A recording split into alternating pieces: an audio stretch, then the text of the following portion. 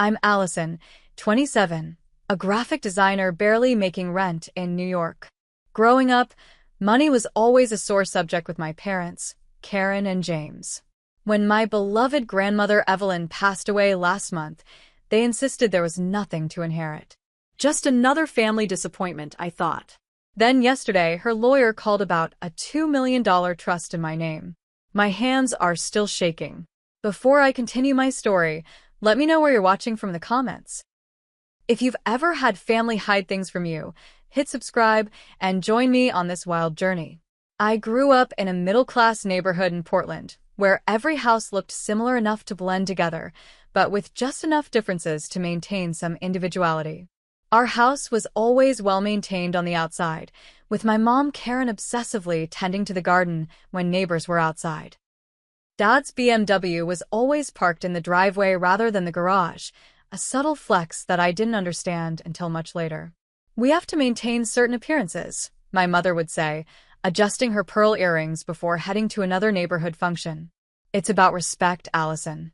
Inside our home was a different story. The furniture was aging, the kitchen appliances outdated, and my bedroom was decorated with second-hand items. Whenever I asked for new clothes or school supplies, my parents would sigh dramatically about how money was tight.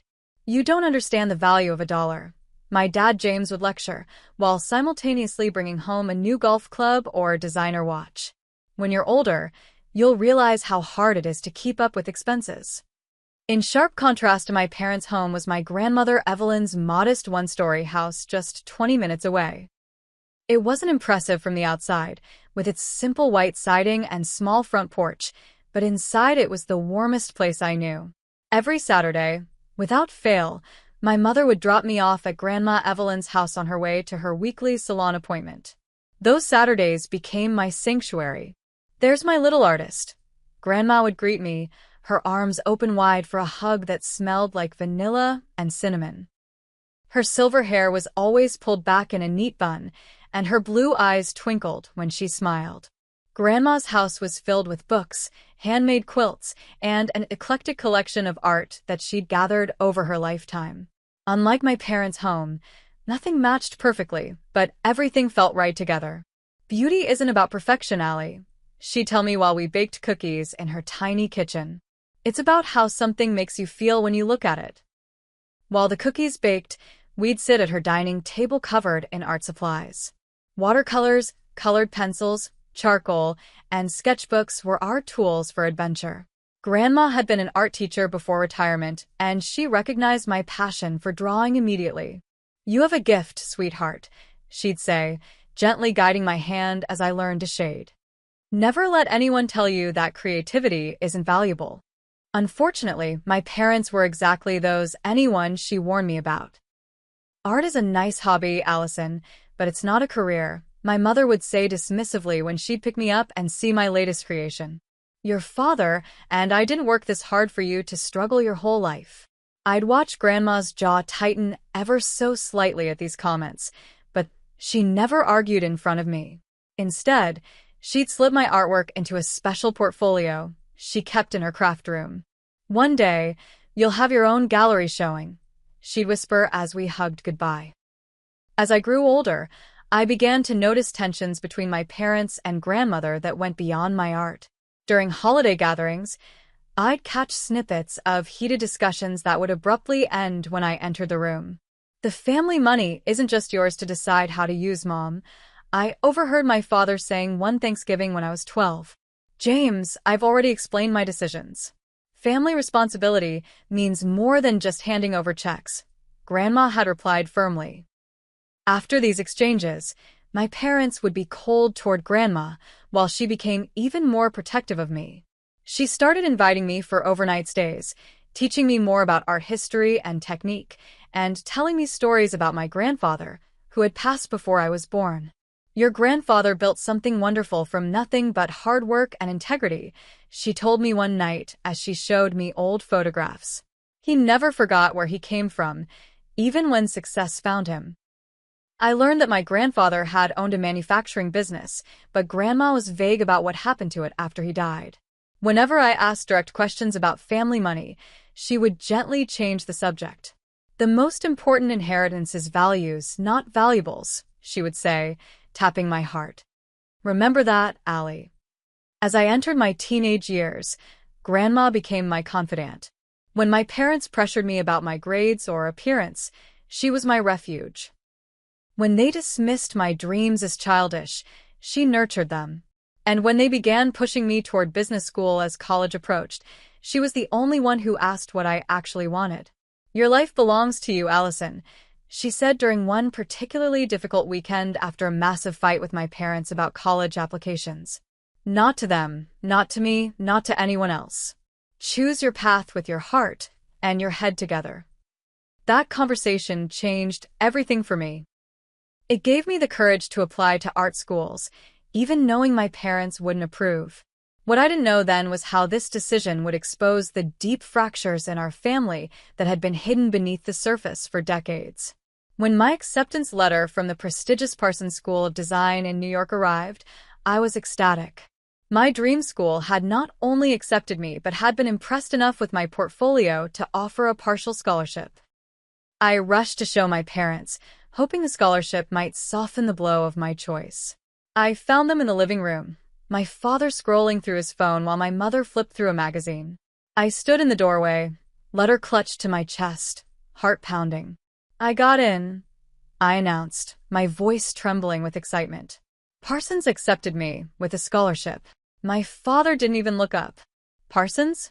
That art school you applied to against our advice? It's one of the best design schools in the country, I explained, stepping forward. And they're offering me $15,000 in scholarship money. My mother set down her magazine.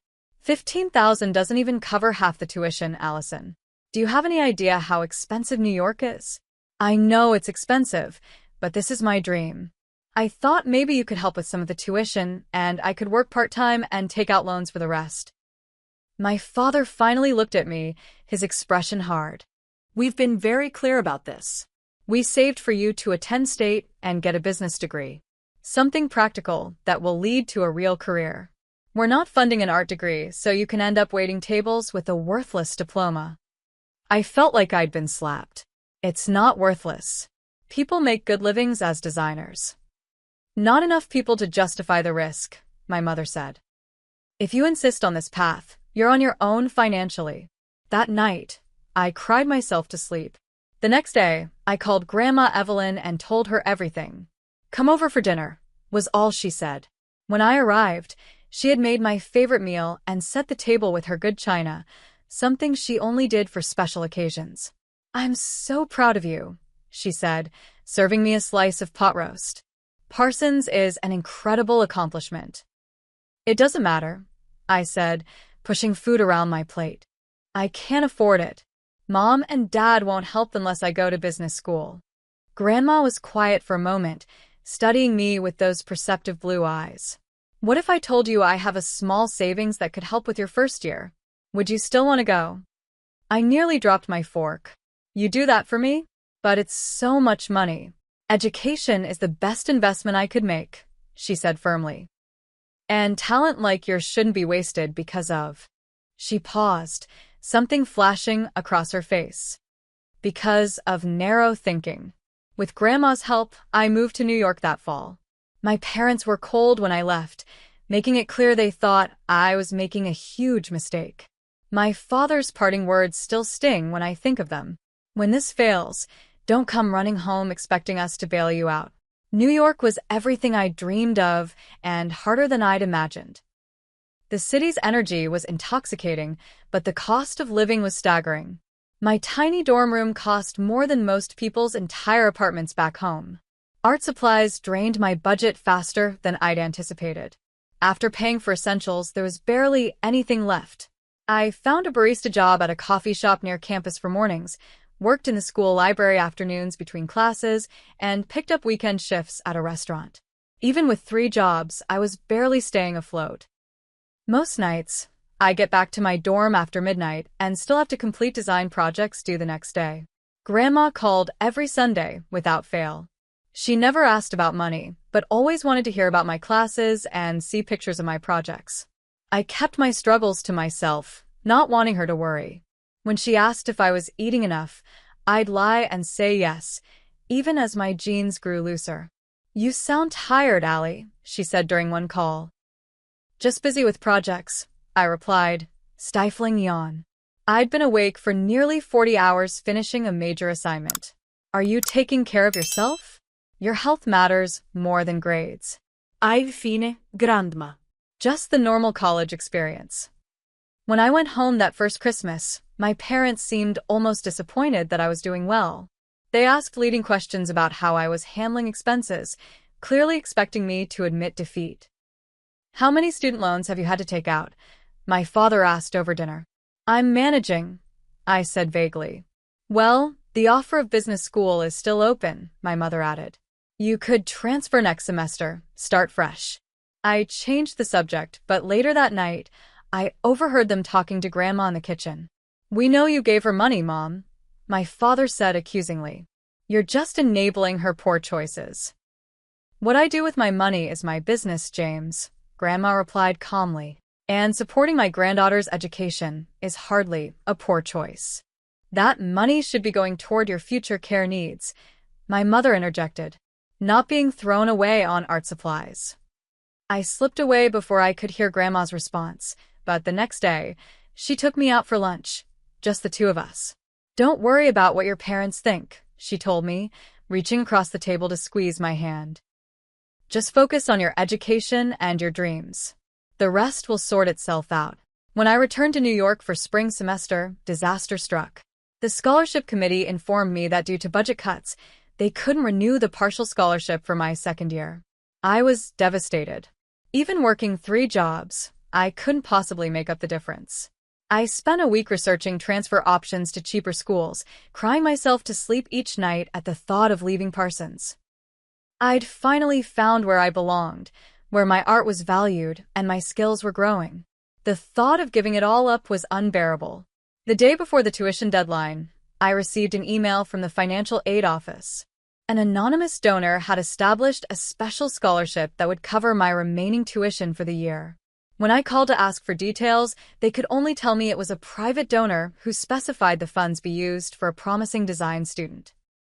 I knew immediately it was Grandma, though she denied it when I called her in tears of gratitude.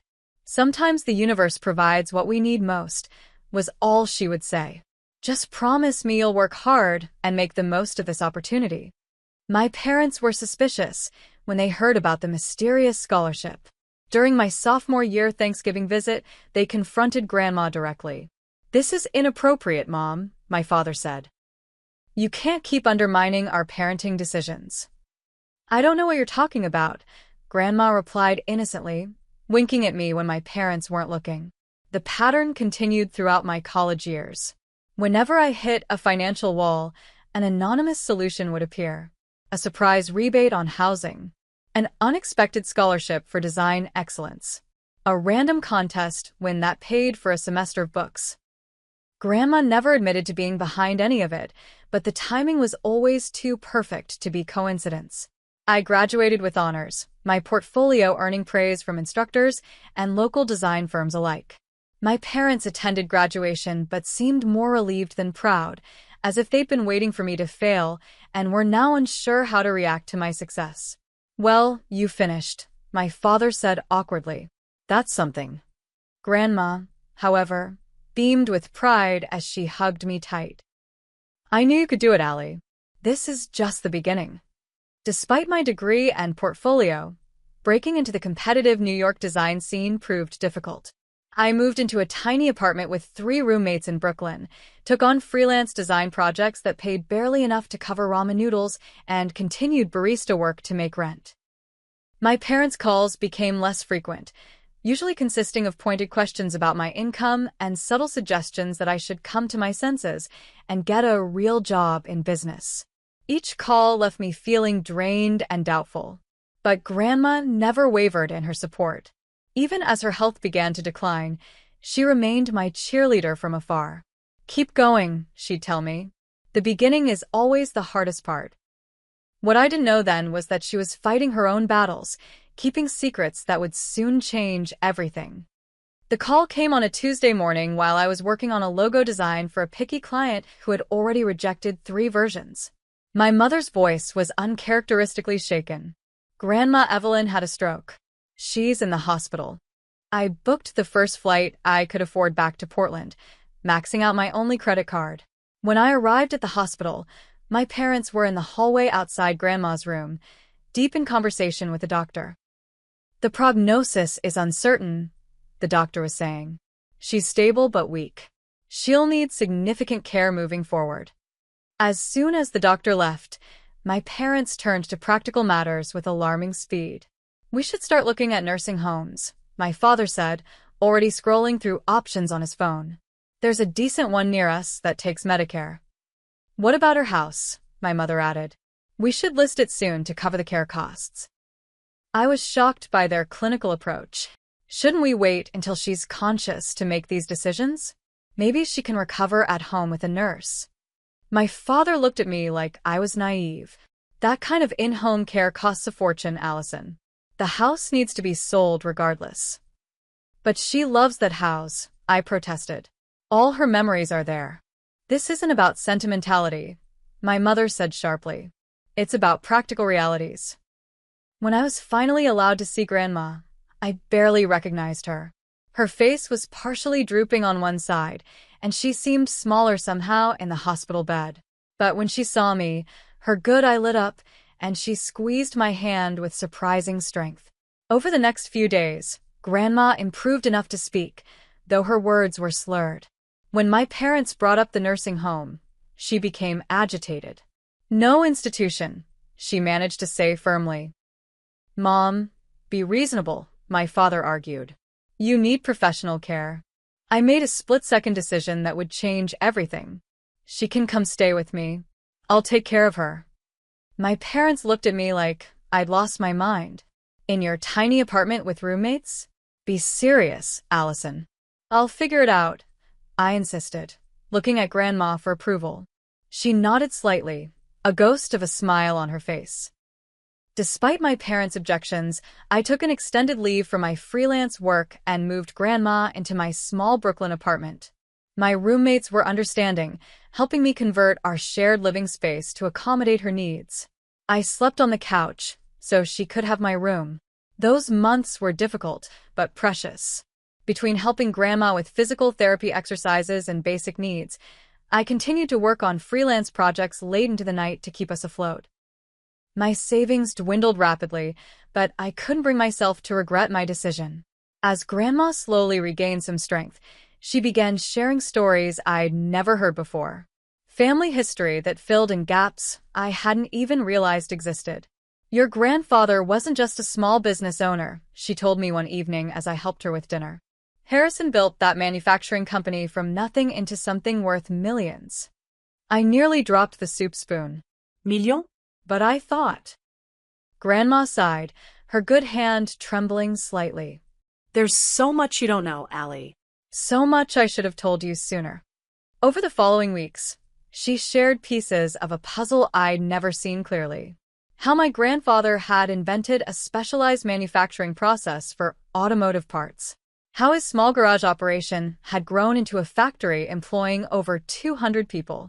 How he'd eventually sold the company for a substantial sum shortly before his death. What happened to all that money? I asked, confused by the disconnect between these stories and my understanding of our family finances. Grandma would get a faraway look in her eyes. It's time things were made right, she'd say cryptically. I've made arrangements. I didn't press her when she became tired or changed the subject. But I noticed she began asking me to bring her specific items from her house when I visited Portland to check on things. Old photo albums. Specific books. A small wooden jewelry box. Most importantly, she asked for her journals. Bottom drawer of my desk, under the stationery. Bring all of them. When I returned with a stack of leather-bound journals dating back decades, she seemed relieved. Good girl. Keep these safe. Her health took another turn in early spring. The doctors warned me that her heart was weakening. One night, as I sat beside her bed reading aloud from her favorite poetry book, she suddenly gripped my hand. The blue box, she whispered urgently. In my sewing table. Secret compartment. Remember. Before I could ask what she meant, she drifted to sleep. 3 days later, she slipped away peacefully while I held her hand. The grief was overwhelming, like losing the only person who had ever truly seen me. The funeral was a tense affair. My parents took control of all arrangements, ignoring most of Grandma's previously stated wishes for a simple, intimate service. Instead, they invited business associates and neighborhood acquaintances, creating the kind of social event Grandma would have hated. "We need to start clearing out the house this weekend," my mother informed me after the service. "The real estate agent wants to list it by next month." "Can't we take some time first?" I asked, still raw with grief. "It's only been 3 days. Time doesn't pay the bills that have piled up from her care," my father said dismissively. "Besides, there's nothing of real value there anyway." "I'd like to keep some of her things," I said. "Her art books, some of her paintings." My parents exchanged a look I couldn't interpret. "We'll need to sell anything worth selling to cover outstanding medical bills," my mother said. "You can have whatever's left." When we went to the house that weekend, I found my parents had already boxed up most of Grandma's belongings. Many items I'd hoped to keep as mementos were already labeled for estate sale or a donation. "What about her art supplies?" I asked, noticing the emptied craft room. "Already donated to the community center," my father replied without looking up from the cabinet he was emptying. "They were just gathering dust anyway." I felt a surge of anger. "You had no right to do that without asking me." "We're her children, Allison," my mother said coldly. "You're just her granddaughter. Legally, everything here belongs to us now." "Is there even a will?" I asked. My father shrugged. "Nothing formal. And there's nothing to inherit anyway." Whatever small savings she had went to her medical care. I didn't believe them, not after the stories Grandma had shared in her final months. But arguing seemed pointless. Instead, I quietly collected the few personal items they'd overlooked or deemed worthless. Photographs, her recipe box, a crocheted blanket she'd made. As I was gathering these treasures, I remembered her final whispered words. The blue box. Secret compartment. I made my way to her sewing room, which my parents had barely touched, probably seeing nothing of value in her crafting supplies. The old Singer sewing table stood in the corner, its wooden surface worn smooth from decades of use. I ran my hands along the edges, looking for anything unusual. On the right side, I felt a slight indentation. When I pressed it, a small drawer popped out from what had appeared to be a solid panel. Inside was a blue metal box, the kind used for storing cash at home. My heart racing, I slipped it into my bag just as I heard my mother's footsteps approaching. "Found anything worth keeping?" she asked from the doorway. "Just some patterns and thread," I lied, gesturing to the items I'd piled on top of the table as decoys. She nodded dismissively. "We'll donate those too. Be ready to leave in an hour." Back in New York, alone in my apartment that now felt emptier than ever without Grandma, I finally opened the blue box. Inside wasn't money or jewelry as I'd half expected, but old photographs and documents I didn't immediately understand. Most surprising was a business card paper-clipped to a sealed envelope with my name written in Grandma's handwriting. The card belonged to Harold Wilson, attorney at law, with a Manhattan address. I turned the envelope over in my hands, wondering what secrets it might contain. But before I could open it, my phone rang with a client emergency that required immediate attention. I tucked the envelope and card into my desk drawer, intending to return to them soon. I had no idea that this small blue box would completely upend everything I thought I knew about my family and my future. The weeks following Grandma's funeral passed in a blur of grief and work. I threw myself into freelance projects, partly to make up for the income lost during my time caring for her, and partly to avoid the emptiness that overwhelmed me when I stopped moving. My tiny apartment felt cavernous, without her presence. I'd gotten used to our routine, morning exercises, preparing her meals, reading together in the evenings. Now there was just silence and the constant pressure of mounting bills. The financial situation became dire when my largest client, a boutique clothing brand I'd been designing for, suddenly went bankrupt. The final payment they owed me, which I'd been counting on for rent, disappeared. My landlord's patience was wearing thin. "I need the rent by Friday, Allison," he said during his third call that week. "I've been understanding because of your grandmother, but business is business." I was contemplating selling my laptop and graphic tablet when my phone rang with an unknown Manhattan number. Assuming it was another client, I answered with my professional voice. "Allison speaking. How can I help you?" "Ms. Allison Taylor?" a deep male voice asked. "This is Harold Wilson from Wilson and Associates law firm. I'm calling regarding the estate of Evelyn Taylor." My heart skipped. The business card from the blue box. "Yes, that's my grandmother. She passed away last month." "I'm aware of her passing. Please accept my condolences. I served as your grandmother's attorney for over 30 years. I've been trying to reach you. Would you be available to meet at my office tomorrow?" I was instantly suspicious. After years of financial struggles, unexpected calls about money matters usually meant trouble, not opportunity. "Is this about outstanding medical bills?" I asked cautiously. "Because my parents are handling that." There was a pause. "No, Miss Taylor. This is regarding your inheritance. Your grandmother left explicit instructions that I contact you directly after her passing." "Inheritance," I echoed, thinking of my father's words. "There's nothing to inherit anyway." "I'd prefer not to discuss the details over the phone. Can you come to my office tomorrow at 2 p.m.? Still suspicious this might be some elaborate scam, I agreed but decided to do some research first. A quick internet search confirmed that Wilson and Associates was indeed a reputable law firm specializing in estate planning and trusts, with an office in the address listed on the business card. The next day, I put on my only professional outfit, a navy blazer over a simple dress, and made my way to a gleaming midtown office building. The law firm occupied the entire 15th floor, its reception area furnished with leather chairs and original artwork that made my designers appreciate the understated elegance. A silver-haired man in an impeccable suit greeted me warmly. "Miss Taylor, thank you for coming.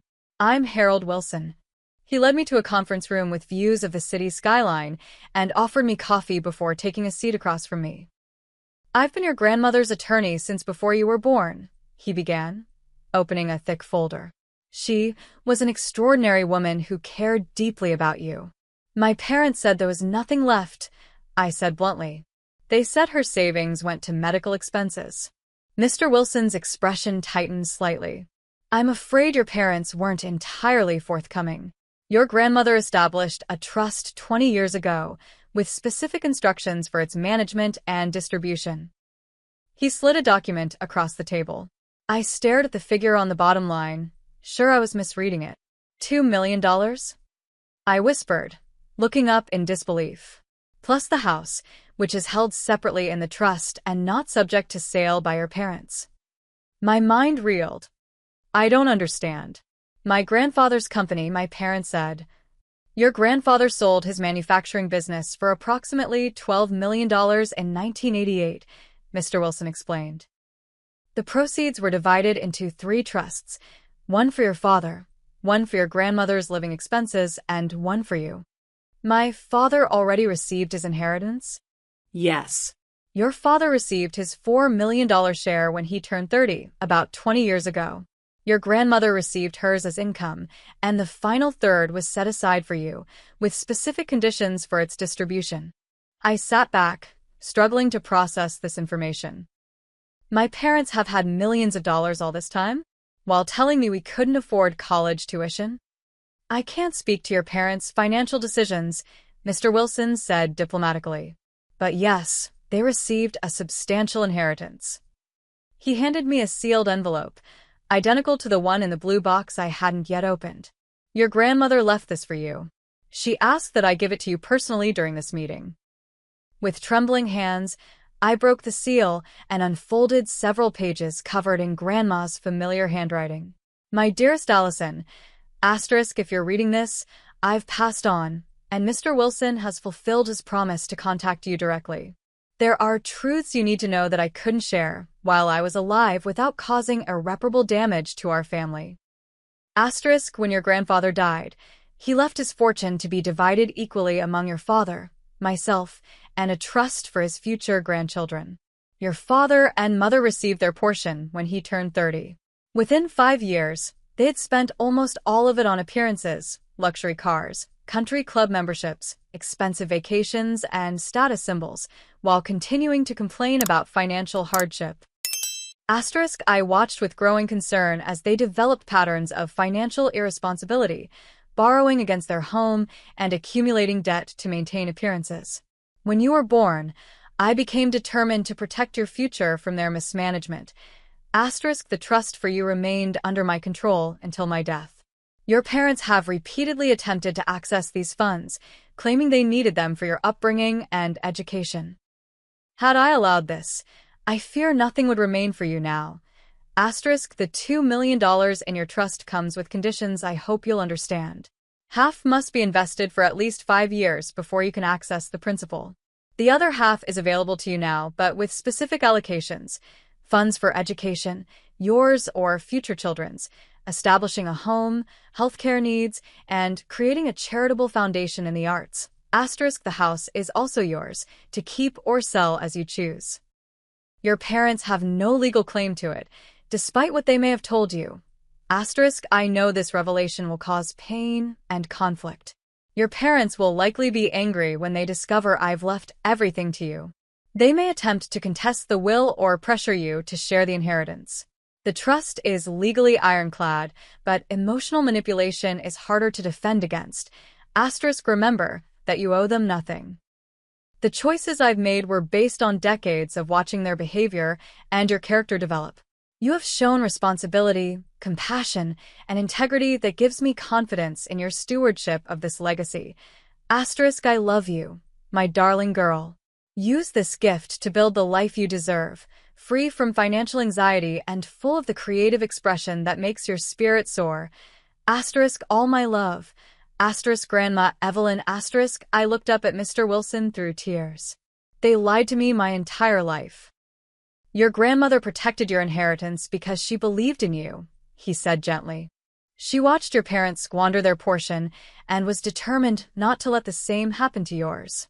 Does my father know about this? Not yet. As per your grandmother's instructions, you are to be informed first. I'll be contacting your parents tomorrow to inform them of the will's provisions. As if on cue, my phone buzzed with a text from my mother.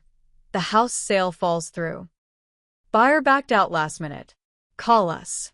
I looked at Mr. Wilson. They're going to be furious. The trust is solid, he assured me.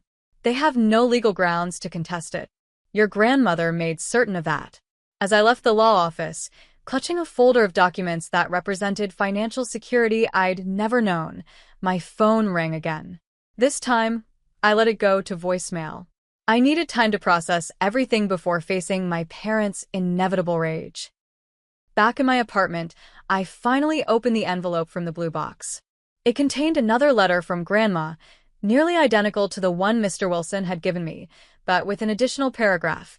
The blue box contains copies of all important documents and my personal journals detailing your parents' financial history. Keep these safe. If they contest the will, these records will be crucial evidence of why I structured the trust as I did. Sure enough, beneath the photographs in the box were financial statements, letters, and small leather-bound journals dating back decades. I began reading through them, uncovering the true history of my family's finances and my parents' deception.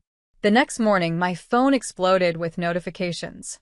8 missed calls from my parents, a dozen increasingly angry text messages, and finally, a voicemail that made my blood run cold.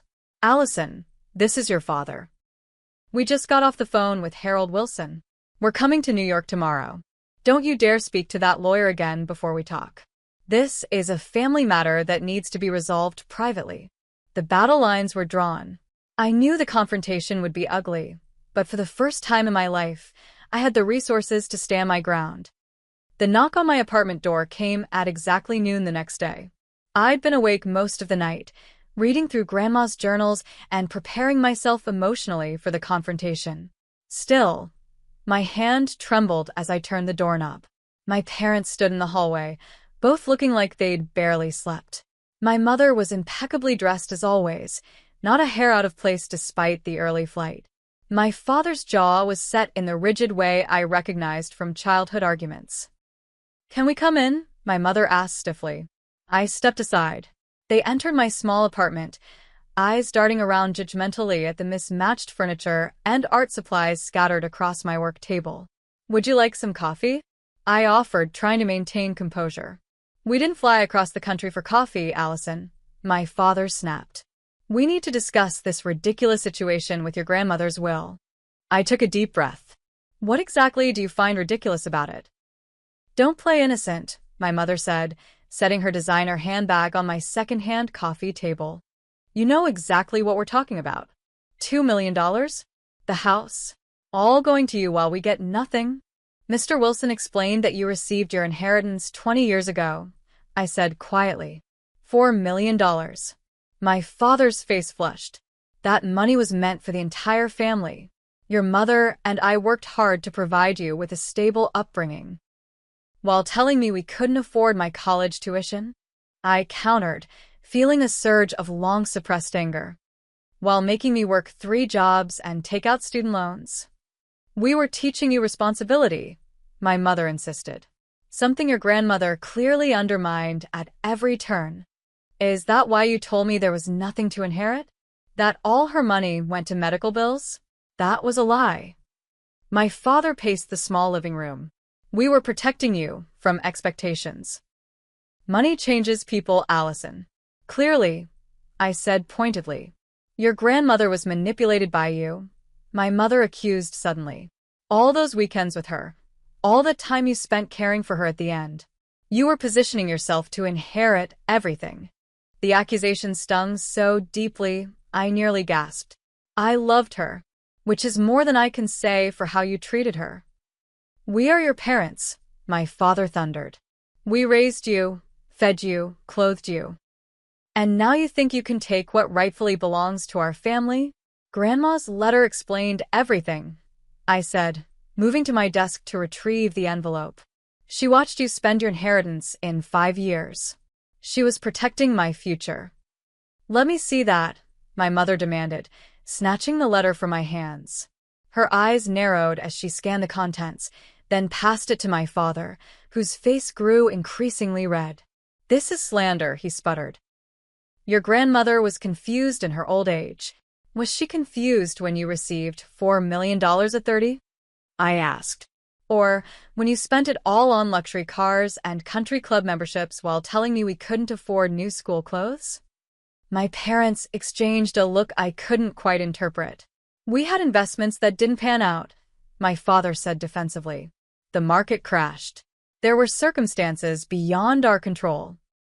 "The journals in the blue box detail exactly where the money went," I said. "Every withdrawal, every purchase, every lie you told about our finances." My mother's perfectly composed facade cracked slightly. "What blue box?" "The one Grandma left for me. The one with 30 years of financial records and personal journals documenting everything." The color drained from my father's face. "Your grandmother had no right to air family business like that." "She had every right to explain why she structured her will the way she did," I countered. "Why she felt she needed to protect my inheritance from you." My mother's approach suddenly shifted. Her eyes welled with tears, and she reached for my hand. "Sweetheart, we're family. We've always wanted what's best for you. This money could help all of us. Your father and I are approaching retirement age with very little savings." "Because you spent $4 million, I said, gently pulling my hand away. "While I worked myself to exhaustion trying to pay for school." "We made mistakes," my father admitted, his tone softening to match my mother's new strategy. "But we're still your parents. Family helps family." "What about when I needed help?" I asked. "When I called home from college crying because I couldn't afford both rent and food that month. You told me to figure it out and learn to budget better." My mother dabbed at her eyes with a monogrammed handkerchief. "We were trying to teach you independence." "No, you were hoarding wealth while pretending to be middle class. You were lying to me my entire life."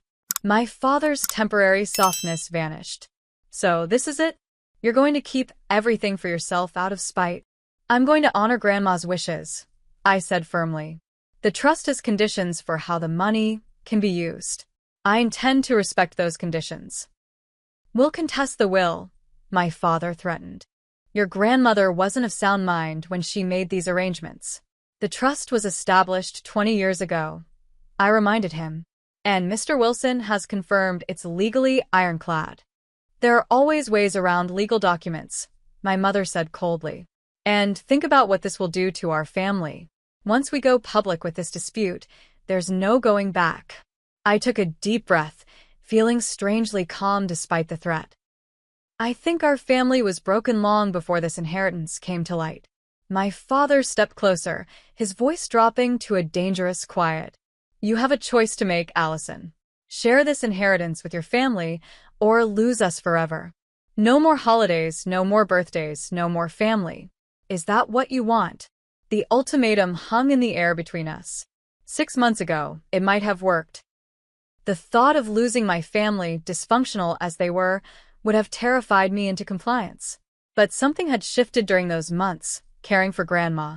Her stories, her wisdom, her unconditional love had shown me what real family should be. I think, I said slowly, that family doesn't threaten to abandon you when you don't give them money. I think real family supports your dreams instead of dismissing them. I think real family tells the truth. My mother's face hardened. So that's your decision? It is. My father grabbed his coat. You'll regret this, Allison. When you've alienated your only family for money, you'll realize what a mistake you've made. This isn't about money, I said as they moved toward the door. It's about honesty. It's about respect. It's about the kind of person I want to be. And apparently that's a selfish person who turns her back on her parents, my mother said, her voice dripping with venom. As the door slammed behind them, I collapsed onto my couch, shaking with adrenaline and emotion. The confrontation had been every bit as painful as I'd anticipated, but also strangely liberating. For the first time, I'd stood my ground against their manipulation. For the first time, I'd named the lies that had shaped my childhood. For the first time, I felt like I was honoring not just Grandma's wishes, but my own integrity. The silence of my apartment was broken by my phone ringing. I expected to see my parents' number, perhaps calling with one final guilt trip. Instead, it was my friend Sophia. Hey, I just wanted to check in. Her warm voice came through the speaker. You mentioned your parents were visiting today. How did it go? The simple kindness in her tone broke the dam. I found myself sobbing as I recounted everything, the inheritance, the confrontation, the ultimatum. Oh, Allie, she said when I finally paused for breath. I'm coming over. This is not something you should be alone with. As I hung up, I looked around my small apartment that had felt so empty after Grandma's death. Now it felt like a space being cleared for something new, something honest, something mine. The journey ahead would be difficult, I knew. My parents wouldn't give up easily. But for the first time in my life, I had both the resources and the clarity to stand firm in my truth. The formal notice arrived exactly 14 days after my parents stormed out of my apartment. The thick envelope contained legal documents informing me that James and Karen Taylor were contesting Evelyn Taylor's will on grounds of undue influence and diminished capacity. I immediately called Harold Wilson, who wasn't surprised by the development. Your grandmother anticipated this, he said calmly. She left extensive documentation of her mental clarity and the reasoning behind her decisions. This is unfortunate but manageable. We arranged to meet the following day to prepare our response. As I entered his office, he had already assembled a team including a younger associate attorney named Julia and a paralegal who was organizing stacks of documents. The good news, Harold explained, is that your grandmother was extraordinarily thorough. She had regular cognitive assessments done by independent physicians for the past 15 years, specifically to prevent this type of challenge. She knew they would do this. She hoped they wouldn't, but she prepared as though they would. He gestured to the files. These are her journals, financial records, correspondence with your parents, and medical evaluations. Our job now is to organize them into a compelling narrative for the court. Over the next few weeks, I split my time between freelance work and preparing for the legal battle. I'd moved into Grandma's house, which felt right somehow. Being surrounded by her things gave me strength during the difficult process of having her private thoughts and family conflicts prepared for public scrutiny. As I helped catalog the evidence, painful patterns emerged. Journal entries detailed my parents' repeated attempts to access my trust fund over the years. Letters documented their extravagant spending contrasted with their refusals to help with my education. Medical reports confirmed Grandma's sharp mental acuity even after her stroke. Your grandmother built an airtight case, Julia assured me one afternoon as we reviewed documents. But be prepared, cases like this get personal and ugly. She was right. My parents' legal team began a whisper campaign among extended family, painting me as a manipulative granddaughter who had isolated an elderly woman to secure her fortune. Cousins I rarely spoke to sent accusatory messages. My Aunt Barbara, my father's sister, called to tell me how disappointed she was in my greed. "Do you even know the whole story?" I asked her. "I know enough," she replied. "Your parents worked hard their whole lives, and now you're trying to steal their inheritance."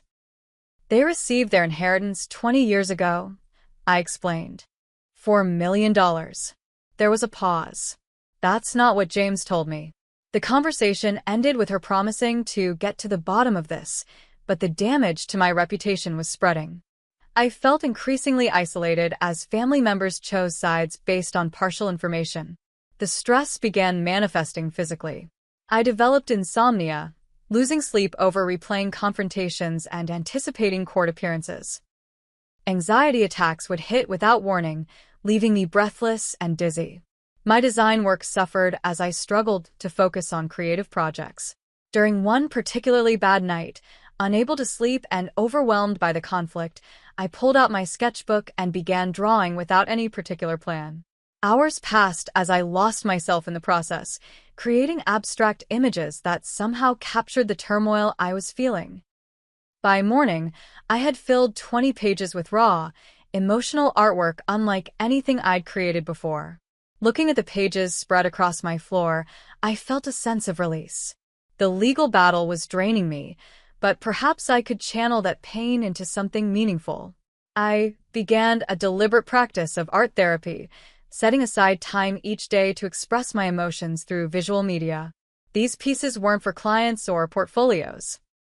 They were for me, a way to process the complex grief and anger I was experiencing. One rainy afternoon, while working on a particularly intense mixed media piece, my doorbell rang. I opened it to find an elegant woman in her 60s standing on the porch. "You don't know me," she said. "I'm Mildred Johnson." "I was your grandmother's closest friend for over 40 years. I invited her in, and over tea, she shared stories about Grandma I'd never heard. Their adventures traveling through Europe in their 50s, their book club that had met monthly for decades, the community art programs they'd established together.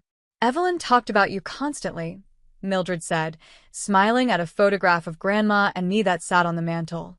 "She was so proud of your talent and your kindness." My parents say I manipulated her. I admit it, the words painful to speak aloud. Mildred's expression hardened. "That's rich, coming from them. I watched your father and mother pressure Evelyn for money for decades. Your grandmother was nobody's fool, Allison. She knew exactly what she was doing with her will. Would you be willing to say that in court?" I asked hesitantly. "Darling, I've been hoping you'd ask. I have 40 years of witnessed behavior I'd be delighted to share with a judge." Mildred became not just a potential witness, but a source of emotional support as the court date approached. She introduced me to friends from Grandma's circle who shared similar stories of my parents' financial requests and manipulations over the years. Meanwhile, my artwork continued to evolve. The emotional pieces I'd been creating as therapy began to form a cohesive collection that told the story of family, betrayal, grief, and recovery. On a whim, I photographed several pieces and emailed them to a small gallery in Brooklyn that showcased emerging artists. To my surprise, the gallery owner, Diana Cruz, called me the next day. "These pieces are extraordinary," she said. "The emotional depth combined with your technical skill. I'd like to discuss featuring your work." When I visited her gallery, Diana proposed a show focused on my recent collection, which she described as a powerful exploration of family mythology and disillusionment. We scheduled the opening for the following month, which I suddenly realized would coincide with the final court date. "I can reschedule," I said, explaining the conflict. Diana shook her head. "Don't. Art is how we reclaim our narratives. Whatever happens in court that day, ending it with your public artistic statement seems perfectly appropriate." As the legal proceedings intensified, more troubling information about my parents emerged. Financial investigations revealed gambling debts my father had hidden for years. Mortgage documents showed their house had been refinanced multiple times to cover undisclosed expenses. Credit reports indicated they were significantly overextended despite their appearance of financial stability. During discovery, my mother was forced to admit they had indeed received the full inheritance 20 years earlier, but had invested unwisely. My father reluctantly acknowledged that they had asked Grandma for additional funds numerous times over the years, including attempts to access my trust. The night before the final court date, Harold called with unexpected news. "Your parents have approached us with a settlement offer," he said. "They're willing to drop the case if you agree to give them 25% of the inheritance." I considered the offer. The legal fees were mounting, and the emotional toll was exhausting. A quarter of the inheritance was still a substantial sum. "What would Grandma want me to do?" I asked. "She anticipated this too," Harold replied. "In her instructions to me, she wrote that she expected a settlement offer at some point and left the decision entirely to you. She said, and I quote, 'Allison will know the right path when the time comes.'" After a sleepless night weighing the options, I arrived at the courthouse with my decision. The settlement would end the painful public battle, but it would also reward my parents' manipulation and dishonesty. More importantly, it would betray Grandma's carefully considered wishes. "No settlement," I told Harold firmly. "We proceed as planned." The final hearing was surprisingly anticlimactic. After reviewing the extensive documentation and hearing testimony from Mildred and other witnesses, the judge ruled completely in my favor, dismissing the challenge to the will with a pointed comment about frivolous claims wasting the court's time. My parents left without speaking to me, their attorney trailing behind with promises to appeal that everyone knew were empty. I stood in the courthouse hallway, expecting to feel triumphant or at least relieved. Instead, I felt strangely hollow. "What now?" I asked Harold as we gathered our documents. "Now you live your life," he said simply. "The way your grandmother hoped you would." I checked my watch. The gallery opening was in 3 hours. Diana had arranged for a car to take me directly from court, with a change of clothes waiting at the gallery. As I prepared to leave, my phone rang. It was my father. "We need to talk," he said, his voice subdued. "Your mother and I have been reflecting. Perhaps we were hasty in our approach." "What are you suggesting?" I asked cautiously. "Family reconciliation," he said. "We've lost enough already. Let's not lose each other, too." For a moment, hope flickered in my chest. Then came the qualifier. Of course, we'd still appreciate some financial consideration. Nothing formal through the courts. Just family helping family. And there it was, the same manipulation, just in a gentler package. Nothing had changed. "I have an art opening tonight," I said. "I need to go." "Art opening? Is that more important than fixing your family?" "It's about building a new life," I replied. "One based on honesty and respect. You're welcome to be part of that life, but not on conditional terms." I ended the call and headed to the gallery, where my new journey was waiting to begin. The artwork that had begun as therapy was about to become my public statement. Not just about family trauma, but about healing and reclaiming my narrative. That evening, surrounded by strangers admiring my most vulnerable creative expressions, I felt a weight lifting. The legal battle was over. The truth had been acknowledged. And most importantly, I was finally free to build a life on my own terms, the greatest gift Grandma could have given me. 1 year later, I stood in the center of my second gallery showing, surrounded by a collection titled Inheritance. Unlike my first emotional exhibition created during the heat of the legal battle, this series represented a year of intentional healing and growth. The evolution from your first show is remarkable, Diana said, gesturing toward a large mixed media piece that anchored the collection. There's still raw emotion, but there's peace here too. The gallery was filled with art lovers, critics, and friends. My work had received unexpected attention after the first show, with several pieces being purchased by collectors and a profile in a respected art magazine. What had begun as therapy had evolved into a promising career path alongside my design work. My new apartment in a converted industrial building provided both living space and a studio with northern light that streamed through tall windows. The walls displayed a careful curation of Grandma's artwork mixed with my own, a visual conversation between our creative spirits. After the inheritance was settled, I'd followed Grandma's wishes meticulously. Most of the money remained invested, growing steadily under the guidance of a financial advisor Harold had recommended. I'd used a small portion to secure the apartment and studio space, investing in my creative future while maintaining financial security. I'd established limited contact with my parents on my terms, occasional emails and rare phone calls that remained civil but distant. They had finally stopped asking about money, though I suspected this was strategy rather than acceptance. Either way, the boundary had held. "Allison," a familiar voice called from across the gallery. Nathan waved, making his way through the crowd. We'd met 6 months earlier when I'd volunteered to teach art classes at the community center where he worked as an art therapist. What began as a professional respect for each other's approach to healing through creativity had gradually blossomed into something more personal. "The show looks amazing," he said, kissing my cheek. "How are you feeling about it?" "Grateful," I replied honestly. "A year ago, I couldn't have imagined being here." Nathan nodded, understanding the journey behind those simple words. He'd been there through panic attacks that still occasionally surfaced, through difficult therapy sessions unpacking decades of family dynamics, through the gradual process of rebuilding my sense of self outside the shadow of manipulation. After the gallery event, I took a bouquet of daisies, Grandma's favorite, to the small memorial garden I'd created in the community space behind my building. I'd scattered some of her ashes there, keeping a connection to her in my daily life. "I wish you could see this, Grandma," I said softly, arranging the flowers in the small stone vase. "I think you'd be proud." Back in my apartment, I opened the special box where I kept Grandma's most treasured letters. There was one final sealed envelope I'd never opened, marked for Allison. "Read when you're ready." For months, I hadn't been ready, afraid of reopening wounds that were just beginning to heal. Tonight felt different. Sitting by the window overlooking the city lights, I carefully broke the seal.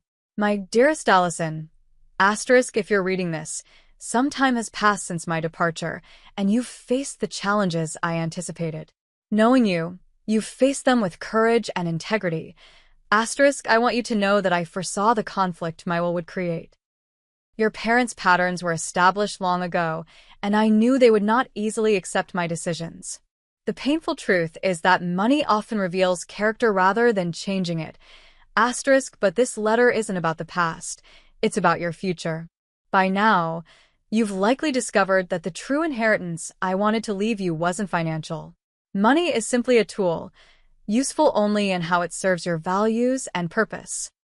Asterisk, the real legacy I hope to pass on is the understanding that family is not defined by blood or obligation, but by love, respect, and mutual support. Sometimes we must create our chosen family from the people who genuinely care for our well-being. Asterisk, I hope you've begun to build that chosen family around you. I hope you've continued creating art that speaks your truth. I hope you've learned to trust yourself and your instincts about who deserves a place in your life. Asterisk, most of all, I hope you've found moments of joy and peace amidst the difficulties. Remember what I always told you about finding beauty in unexpected places? That skill will serve you throughout your life. Asterisk, whatever path you've chosen, Know that I am proud of you. Not for what you've achieved or acquired, but for who you are, a person of compassion, creativity, and courage. Asterisk all my love. Always. Asterisk Grandma Evelyn. Asterisk tears streamed down my face, but they weren't the painful tears of grief or anger that had dominated the past year. These felt cleansing, affirming. Over the next few months, I channeled Grandma's wisdom into building the life she had envisioned for me. The charitable foundation I established, called Evelyn's Vision, provided art education scholarships for low-income students. I joined the board of a community arts organization, advocating for accessible creative programming in underserved neighborhoods. When my friend Sophia was diagnosed with a rare medical condition requiring expensive treatment not covered by insurance, I was able to help without hesitation. Watching her recover and return to her teaching career reinforced Grandma's belief that money's true purpose was enabling generosity and security, not status or power. Nathan and I grew closer, our relationship deepening through honest conversations about family patterns and how they shaped us. His own experience with a difficult father helped him understand my ongoing healing process without trying to rush or fix it. Healthy relationships aren't about erasing the past, he said one evening as we cooked dinner together in my kitchen. They're about creating a present where the past doesn't control you. 6 months after my second gallery show, I received a letter from Jasmine, the first recipient of the Evelyn's Vision Scholarship. She enclosed photographs of her artwork and a heartfelt thanks for the opportunity to pursue her creative education without financial strain. Your grandmother's legacy is changing lives, Nathan observed as we looked through Jasmine's portfolio. She always said that the most important inheritance was values, not valuables, I replied, remembering Grandma's words from childhood that now carried deeper meaning. On the anniversary of Grandma's passing, I established a new tradition, hosting a gathering of my chosen family, friends who had supported me through the darkest days and celebrated the brightest ones. We shared stories, created art together, and honored the connections that had formed from genuine care rather than obligation. Sophia brought her famous apple pie, made from Grandma Evelyn's recipe, that I'd shared with her. Nathan arrived with armfuls of daisies for everyone to take home. Mildred, now a dear friend and mentor, brought vintage photographs of Grandma in her younger years that I'd never seen. As evening fell, we moved to the rooftop garden of my building, fairy lights twinkling above us as we raised glasses in a toast. To Evelyn, Mildred said, her eyes misting. Who knew that the truest wealth is in the hearts we touch? Later, alone in my studio, I added the finishing touches to a new painting, a symbolic representation of the journey from hurt to healing. At its center was a blue box, partially open, with light spilling out to illuminate the darkness surrounding it. The title came to me as I signed my name in the corner, The Real Inheritance. My phone chimed with a text from Nathan. Proud of you, not just for your success, but for your growth. See you tomorrow. I smiled, thinking of how far I'd come from that devastated young woman who had opened the blue box a year ago. The inheritance had changed my life, but not in the way anyone might have expected. The money provided security, yes, but the true gift had been the freedom to discover my own strength, to define family on my own terms, and to break cycles of manipulation that had persisted for generations. Grandma Evelyn had known all along what I needed most wasn't in a bank account. It was the wisdom to recognize authentic love, the courage to establish healthy boundaries, and the confidence to create a life aligned with my values. That was the real inheritance worth $2 million and infinitely more. If my story resonated with you, please share your thoughts in the comments below. Have you ever discovered family secrets that changed your understanding of your past? How did you handle it? Remember to subscribe for more stories of healing and transformation, and hit that like button if you found value in today's journey. Thank you for joining me in this vulnerable sharing. May you find the strength to create your own chosen family filled with authentic love and support.